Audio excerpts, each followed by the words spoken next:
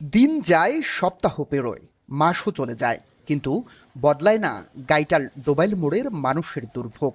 একটি বিকল ট্রান্সফরমারের কারণে হাজারো মানুষ এখনও নির্ভর করছেন অস্থায়ী সংযোগের উপর। ফলে দিনের বেশিরভাগ সময়ই থাকে কম ভোল্টেজ।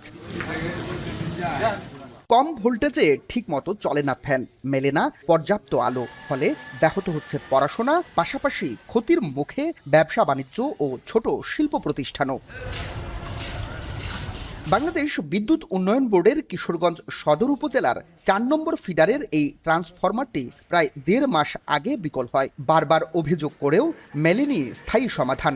এক পর্যায়ে ক্ষুব্ধ এলাকাবাসী বিদ্যুৎ বিভাগের একটি গাড়ি আটকে রেখে নতুন ট্রান্সফরমার বসানোর দাবি জানান তারা। পরে বিকল ট্রান্সফরমার খুলে নেওয়া হলেও বসেনি নতুনটি।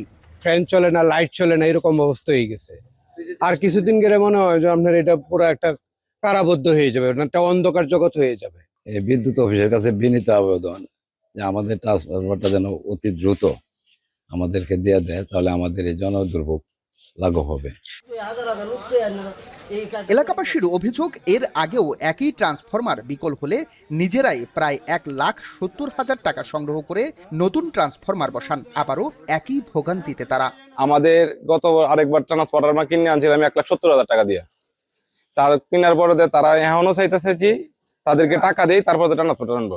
ট্রান্সমিটার নিচে কইছে আর একটা লইব, না ট্রান্সমিটার আইয়ে না। এ নিয়ে বিদ্যুৎ উন্নয়ন বোর্ডের নির্বাহী প্রকৌশলী ক্যামেরার সামনে কথা বলতে রাজি হননি। তবে মুঠোফোনে জানান, নতুন ট্রান্সফরমার না থাকায় আপাতত বিকল্প কোনো ব্যবস্থা নেওয়া সম্ভব হচ্ছে না। বিদ্যুৎ দেওয়া হয়েছে, এটা মানুষ ভুল বুঝতেছে। এখানে কিছু দালাল চক্র আছে। একটা ১০০ কেবি ট্রান্সফার ছিল, এটা বার হয়েছে। পাশে ২৫০ কেবি ট্রান্সফার খালি ছিল, এটা থেকে বিদ্যুৎ দেওয়া হয়। কোনো লোক তো বিদ্যুৎ দিন নাই রে ভাই। ওটা আমরা দেখবো, ওটা আমরা আসলে ট্রান্সফার আসলে চেঞ্জ করে দিব।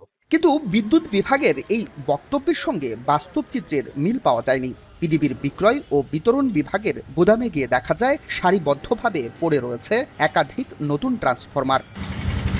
একদিকে গুদামে পড়ে আছে নতুন ট্রান্সফরমার, অন্যদিকে নিভু নিভু আলোয় দিন কাটাচ্ছে হাজারো গ্রাহক। বিদ্যুৎ বিভাগের বক্তব্য আর বাস্তবতার অসংগতি নতুন প্রশ্নের জন্ম দিয়েছে। মশিউর কায়েস, এখন কিশোরগঞ্জ।